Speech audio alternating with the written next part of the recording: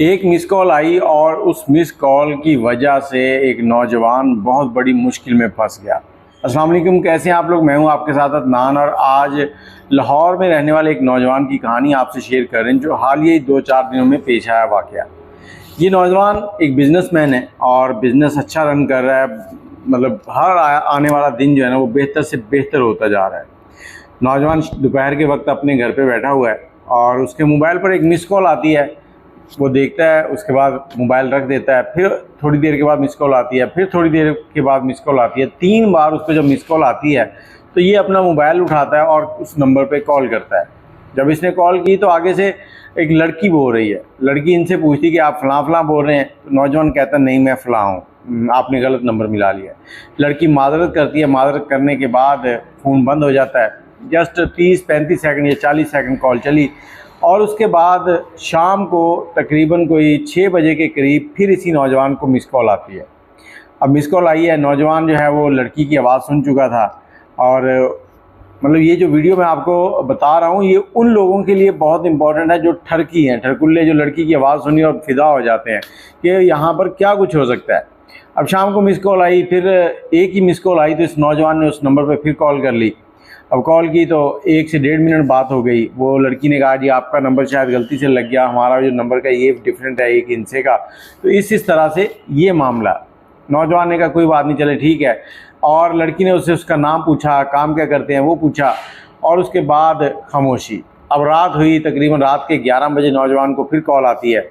अब लड़की उसको कॉल करके फिर कह रही है कि वो सॉरी आपका नंबर गलती से मिल गया। बार नौजवान अपने घर से निकल के कमरे में से बाहर सेन में आ जाता है और 6 से 7 मिनट की कॉल चलती है। इस नौजवान की शादी हो चुकी है, बीवी है, बच्चे हैं और 6-7 मिनट कॉल पे बात करने के बाद ये नौजवान लड़की को कहता है कि चलें ठीक है, मैं अभी बिज़ी हूँ, घर पे हूँ और इंशाल्लाह सुबह बात करते हैं। अब सुबह कुछ भी नहीं हुआ। अगले दिन एक कॉल आती है इसको 9-10 बजे के करीब, उसमें भी ये जस्ट थोड़ी सी बात होती है और उसके बाद खामोशी हो जाती है।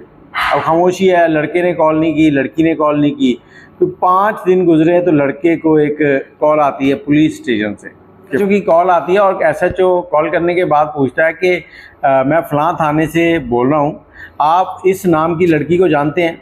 तो ये नौजवान कहता है कि मैं नहीं जानता। SHO कहता है कि आपका नंबर हमें उनकी लिस्ट में से मिला है, मोबाइल की लिस्ट में से, और आप हमसे ताउन करें और थाने आ जाएं। ये एड्रेस है, यहाँ आकर ये मेरा नाम है, मुझसे मिलें ताकि इस मामले को हल किया जाए। अब नौजवान जो है वो क्या करता है कि अपने एक दोस्त के पास जाता है। दोस्त जो था वो रिपोर्टर था, वो इस तरह की क्राइम स्टोरियाँ पहले देखता रहता था।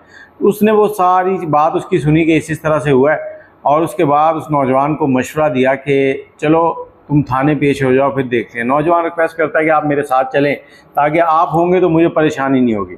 अब ये दोनों उस शहर पहुँचते हैं, वहाँ थाने जाते हैं। थाने पहुँचे हैं तो आला अफसर जो भी हैं वो बैठे हुए हैं। उनसे बातचीत हुई तो उन्होंने कहा जी आपका नंबर हमें उनके मोबाइल से मिला है और आप ये बताएं लड़की कहाँ है। आपसे आखिरी कॉल हुई है उनकी और उसके बाद वो मिसिंग है, अगवा हो गया। उसके मामू ने FIR दर्ज करवाई है और FIR में नामजद नहीं है आप, लेकिन आपका नंबर मिल गया है उनके मोबाइल से। तो अब आप बताएं क्या करना है। अब ये नौजवान, इसके पसीने छूट गए, एक रंग आए एक जाए कि ये क्या मामला हो गया। अच्छी खासी इज्जत बनी हुई है तो अब मैं क्या करूँ। इधर वो जो सहाफ़ी रिपोर्टर उसके साथ था, उसने SHO साहब को बताया कि मैं इस तरह से ये मेरा तल्लक है, इस शहर में से आप फ़लाँ बंदे को जानते हैं, वो मेरा जानने वाला है, आपको शख्सी ज़मानत हम देंगे। इस भाई की आपको जब भी ज़रूरत हो हम आपके पास ले आएंगे, लेकिन इस वक्त आप क्या करें कि लड़की का CDR निकालें और CDR निकालने के बाद आप चेक करें कि ये लड़की किस किस से बात कर रही है। तो आप हमें हुक्म करें, हम दोबारा आ जाएंगे।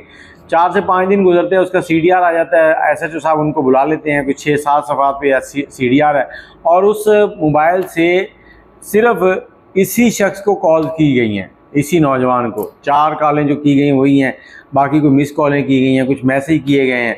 तो इस नौजवान ने जब देखा, परेशान है, और उसके बाद जो रिपोर्टर साथ था उसने पूछा कि ये सिम उस लड़की ने कहाँ से ली है, आप इस सिम को चेक करवाएं।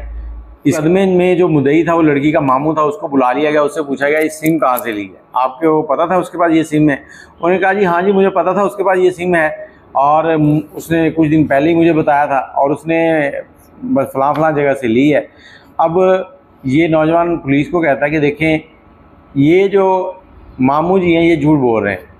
आप ऐसे करें, जहाँ से लड़की ने सिम लिया वहाँ की सीसीटीवी फुटेज निकलवाएं, वहाँ फ्रेंचाइज की, और पता चल जाएगा सिम कैसे लिए, क्योंकि वहाँ फिंगरप्रिंट लगते हैं, को मामला तो होते हैं सारे। और उसके बाद उन्होंने कहा कि आप कह रहे हैं कि आपको इस नंबर का पता है, आपको तो इस नंबर से एक कॉल भी नहीं की गई, और ये 10-12 दिन पहले ही नंबर लिया गया है, और इसके बाद ये सारी कार्रवाई हो गई है। और इधर एसएचओ साहब जो है ना वो थोड़ी सी टेंशन में थे। अब जो रिपोर्टर दोस्त था उसने क्या किया, उसने कहा कि देखें ये इनका मोबाइल है, इसके अंदर उन्होंने गूगल लोकेशन निकाली, लोकेशन निकाल के गूगल के जो मैप है, ट्रैवलिंग हिस्ट्री जो है वो निकाल ली। जब ट्रैवलिंग हिस्ट्री निकाली है तो उस ट्रैवलिंग हिस्ट्री में उन्होंने कहा ये देखें ये हर लम्हे की रिपोर्ट दे रहा है कि ये कहाँ जा रहे हैं, कहाँ आ रहे हैं, किधर आए किधर गए, तो ये पूरी हिस्ट्री है। आपको ये हम निकाल के देते हैं, आप गूगल के ऑफिस इस्लामाबाद भेजें, वहाँ से आप इसको वेरीफाई करवाएँ कि ये सही है या गलत है, आपको पता चल जाएगा। और इसके साथ ही ये जो सीसीटीवी फुटेज है वो निकलवाएं। सीसीटीवी फुटेज जो है वो 1-2 घंटे के अंदर अरेंज होगी जहाँ से सिम ली गई थी, और उस सीसीटीवी फुटेज में देखा गया कि वो जो मामू था लड़की का वो उसी फ्रेंचाइज में बैठा हुआ है और लड़की सिम ले रही है। अब ये फंस गया। अब एसएचओ को कहा गया कि देखें केस आपके सामने है, सॉल्व है, इस मामू को ले जाएं अंदर और थोड़ी देर के बाद आपको सारे हकाइक जो हैं वो मिल जाएंगे। एसएचओ साहब मामू की खातर तवाज़ो करते हैं, और खातर तवाज़ो के मतलब कह रहे 15 मिनट भी नहीं गुजरे, मामू जी अपनी बैग जो है उसको रब करते हुए आ रहे हैं और कहते हैं कि मैं सब कुछ बता देता हूँ। अब जब उससे पूछा गया तो उन्होंने कहा जी मुझे एक शख्स की कॉल आई थी, उन्होंने कहा जी ये आप 50,000 रुपये लें और इस तरह से किसी लड़की का अरेंज करें, और ये जो नौजवान है इसको इस चक्कर में फंसाना है। फंसाना क्यों है?